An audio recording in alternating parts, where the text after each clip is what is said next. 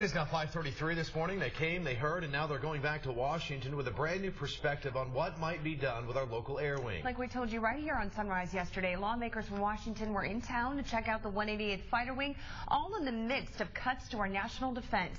4029's Tony Russell will talk to them, and here's what some have to say.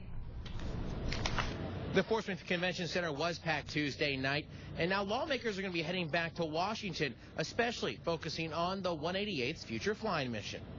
We must give billions to countries that hate us and cut the bottom 5 units out of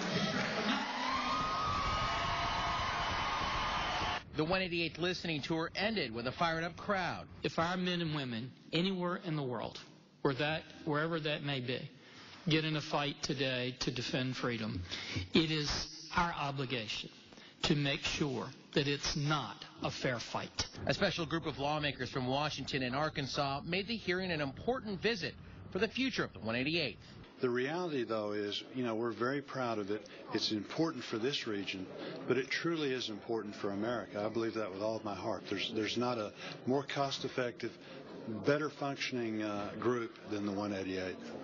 In terms of protecting the taxpayer and yet still maintaining our defense posture, I think all the governors believe the National Guard is one of the best bangs for the buck, and we don't want to see anybody's National Guard take it deeper than the other folks. Even lawmakers still have questions for the Department of Defense and their proposed cuts.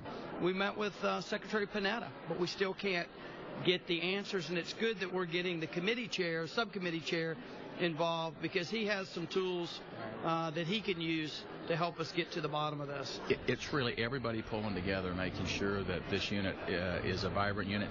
And again, it's such an easy story to tell because they do such a good job. I mean, there are a lot of places within this country that could say the same thing, but their unit is not as an exceptional unit as this one is.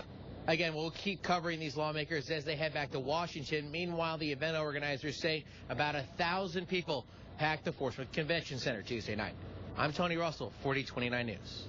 All right, Tony, and just before that listening session, Congressman Steve Womack and Senators John Boozman and Mark Pryor both toured the 188th, and so did our Armed Services Readiness Subcommittee Chairman Randy Forbes. And Chairman Forbes spoke with 4029 News yesterday in a live interview at 5 o'clock, and here's what he had to say following that visit to the 188th.